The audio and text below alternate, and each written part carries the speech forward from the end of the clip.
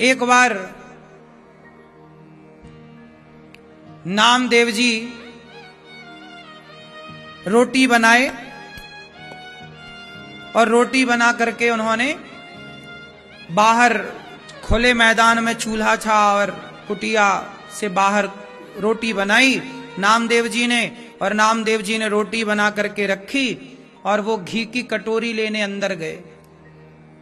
तब तक बाहर कुत्ता आया और कुत्ता मुंह में रोटी दबा करके सारी रोटियां दबा करके भागा। नामदेव जी घी की कटोरी लेके निकले, अरे भैया, अरे कुत्ता, अरे प्रभु रुक जाइए रुक जाइए। लोग बोले नामदेव जी क्या हुआ, कुत्ता ले गया रोटी। अरे बोले कुत्ता नहीं है, हमने भगवान के लिए रोटियां रखी थी तो भगवान ही ले गए रोटी इस रूप में। प्रभु पर सूखी ना खाना, आपका दिया घी है, जरा घी चिपड़ के खाओ। नामदेव जी की दृष्टि कैसी थी, वो कुत्ते को भी क्या मानते थे, भगवान। और हम लोगों की दृष्टि कैसी है कि हम लोग भगवान के मंदिर में भी पत्थर देखते हैं, अरे ये पत्थर की मूर्ति। वो कुत्ते को भगवान मानते थे और आप भगवान को पत्थर मान लेते हैं। ये बड़ी दृष्टि का खेल हो गया है, नजरिए का खेल हो गया। इसलिए आपसे मेरी प्रार्थना है कि भगवान का जो भक्त है वो सब में भगवान को देखता है। सर्वम खलविदम ब्रह्म, भगवान सब जगह है। हिरण्यकश्यपु ने पूछा कि भगवान कहाँ है तुम्हारा, प्रहलाद जी ने क्या कहा, सब जगह है। क्या इस खंबे पर है? हाँ। जब एक हाथी था, उसका नाम था गजेंद्र। एक हाथी था, वो अपनी पत्नियों के साथ बच्चों के साथ नहाने गया। हाथी तो झुंड में रहता है, हथनी के साथ अपने छोटे छोटे बच्चों से हाथी लोग बहुत प्यार करते हैं और बहुत संगठित रहते हैं हाथी। एक हाथी गया सरोवर में नहाने तो उसका पांव एक मगर ने पकड़ लिया। हाथी को लगा कोई हल्का फुल्का होगा, हमें जानता नहीं है। हाथी ने मगर से कहे छोड़ दे पांव, जानता नहीं है। मगर बोला आपको नहीं जानते तो नहीं जानते, पर हमें तो भूख लगी, हम तुम्हें खाएंगे। हाथी ने बहुत जोर लगाया पर मगर ने नहीं छोड़ा। मगर भी बलवान, और पानी में हाथी की ताकत कम हो जाती है, पानी में तो पानी वाले जीव की ताकत ज्यादा होगी ना। अब हाथी कितना जोर लगाए, पानी में ले गया खींच के। हाथी सबको बुलाता रहा, पत्नी को, सुनती हो भाग्यवान, देखो हाथी मगर ले जा रहा। पत्नी ने सूंड से सूंड मिलाई, जोर लगाया, पर पानी के भीतर किसका जोर चले। पत्नियां ऊपर आके खड़ी हो गईं, बच्चे ऊपर आके खड़े हो गए। हाथी बीच सरोवर में जाकर के बस डूबने की स्थिति में पहुंचा। हाथी ने देखा कि अब कोई बचाने वाला नहीं। पत्नी दूर खड़ी तमाशा देख रही है, बच्चे दूर खड़े। अच्छा ये बताओ, जब किसी की मृत्यु आती है तो सब लोग खड़े ही तो रहते हैं, ऐसे हाथ बांधे, देखते ही तो। आप देख ही तो सकते हो, कोई यमराज जी से बात थोड़ी कर सकते हो कि भाई साहब जरा हम कह रहे हैं रुक जा थोड़ा। ये दुनिया देख ही सकती है, कुछ कर नहीं सकती। हाथी को अब समझ में आया कि ये परिवार के लिए मैंने सारा जीवन निकाल दिया, ये परिवार के लिए मैंने सब कुछ सहा, लेकिन आज मेरे अंतिम समय में मेरा परिवार काम ना आया। अच्छा, किसी के अंतिम समय में परिवार काम नहीं आता। मौत आएगी तो परिवार की थोड़ी यमराज से दोस्ती है कि वो फोन लगा के रोक देंगे। क्यों जी, है? आप में से किसी की दोस्ती है, यमराज जी से बातचीत होती है? क्यों नहीं होती हो तो बताओ, फोन लगवा दिया करेंगे आपसे उनको। नहीं, कोई दोस्ती नहीं किसी की, कोई काम आता ही नहीं है साहब। हम मरेंगे तो हमारे कर्मों का दंड हमें भोगना ही पड़ेगा। इसलिए कहता हूं, इस जीवन में ऐसा कोई कर्म ना करना कि वो कर्म तुम्हें ही बाद में परेशान करे, क्योंकि तुम्हारे कर्म ही तुम्हारे को मिलने हैं, अच्छे भी और बुरे भी।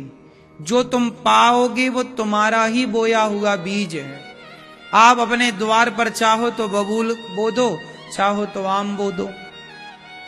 घर आपका है, घर में आपको क्या बोना है, खेत आपका है, खेत में आपको फसल।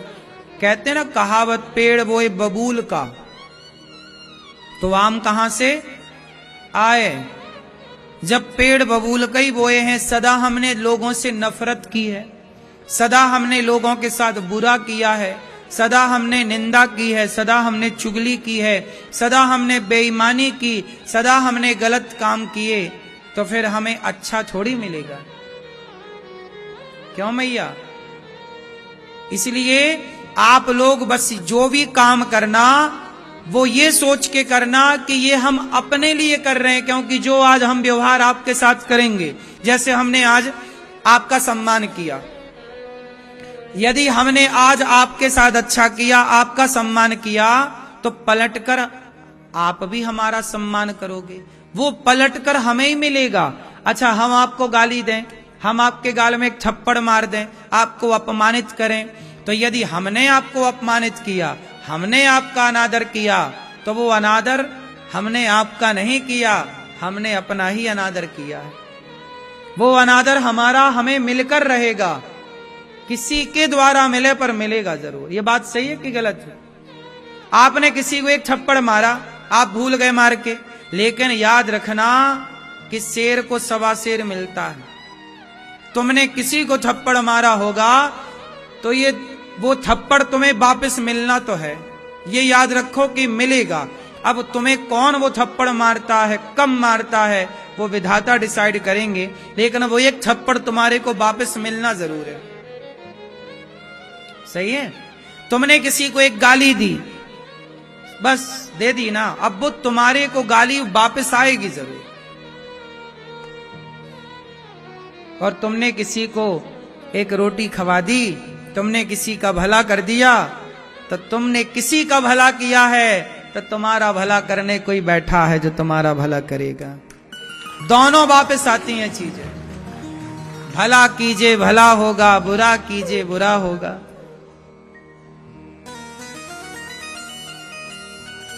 यही कर्जा चुकाना है, सजन रे झूठ मत बोलो प्रभु के, न हाथी है न घोड़ा है, वहां पैदल ही जाना है, सजन रे झूठ मत बोलो प्रभु के पास जाना है। इसलिए आप ऐसा कोई भी कर्म ना करें कि जो पलट के आपको दुखी करे। इसलिए संसार में कोई दुख नहीं देता किसी को, व्यक्ति का कर्म ही उसे पलट कर मिलता है। और लोगों को लगता वो दुख दे रहा, वो दुख दे रहा, वो कोई नहीं।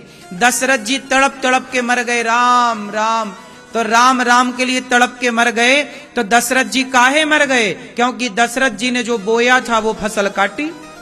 दशरथ जी के कारण एक बाप तड़प तड़प के मरा था अपने बेटे के लिए, श्रवण को मारा ना, तो श्रवण के माँ बाप मर गए ना, तड़प तड़प के मेरे बेटे को मार दिया, दशरथ जी ने बाण मार दिया श्रवण कुमार को। जब आपने किसी के बेटे को मारा और उसके माँ बाप तड़प तड़प के मर गए, तो तुम्हें भी तड़प तड़प के तो मरना ही था। बोलो हाँ, आपका किया ही तो आपके सामने आकर खड़ा होगा, इसलिए किसी को दोषी ना बनाओ। अच्छे कर्म करना साहब। ये दास अनिरुद्ध हर बुरे काम से डरता है, मुझे डर लगता है। आप लोग डरते हैं कि नहीं? आजकल लोग कहते हैं हमें तो ब्रह्मा से डर नहीं लगता। हाँ, आजकल का आदमी निडर हो गया है। हमें डर लगता है, हमें डर लगता है कि कहीं आपका दिल ना दुख जाए, क्योंकि आपका दिल दुखेगा तो आपके भीतर बैठे भगवान का दिल दुख जाएगा। हमें डर लगता है कि हमारी वाणी से कोई परेशान ना हो जाए, हमारे व्यवहार से कोई परेशान ना हो जाए। हमें डर लगता है पाप करने से, हमें डर लगता है झूठ बोलने से, हमें डर लगता है छल करने से, हमें डर लगता है निंदा करने से, हमें डर लगता है बेईमानी करने से। क्या करें साहब, डर लगता है, क्योंकि हमारा किया हमें ही मिलना है। भैया बात सही है? आपको डर लगता है? आजकल डर नहीं लगता, बहुएं खूब लड़ती हैं सास से। नहीं डर लग रहा है कि तेरी बहू आएगी तेरे से और ज्यादा लड़ेगी। कहां डर रही हैं आज की बहुएं? और आजकल की सास भी कहां डर रही है कि अब मरने के समय खड़ी हूं, बहू से अब काहे लड़ूं, काहे उल्टा सीधा बोलूं। दिन भर बुढ़ापे में वो भी तो खौं खौं करती रहती है। ये नहीं कि चुपचाप 2 रोटी खाए पड़ी रहे, भजन करे भगवान का। तुम्हें भी तो बोलना रहता बुढ़ापे में। बूढ़े लोग ना अपना नुकसान खुद कर लेते हैं, जरूरत से ज्यादा बोलते हैं। बुढ़ापे में चुप रहना चाहिए, ज्यादा नहीं बोलना चाहिए। बच्चों को समझाओ, सही ज्ञान दो, बात ठीक है, लेकिन अब चुप होने का टाइम है, चुप रहो, भगवान का चिंतन करो।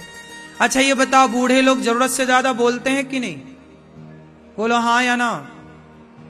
बोलते हैं ना, बेमतलब का बोलते हैं, दिन भर बोलते। उनको लगता हम ज्यादा ज्ञानी हैं, तुम कुछ नहीं जानते। अच्छा, माँ बाप को लगता हम ज्यादा ज्ञानी है और बच्चों को लगता हम ज्यादा ज्ञानी है। माँ बाप को लगता तुम कुछ नहीं जानते, बच्चों को लगता तुम कुछ नहीं जानते। अब भगवान जाने कौन जानता है। हाँ सही है। इसी में जिंदगी गुजर रही है लोगों की।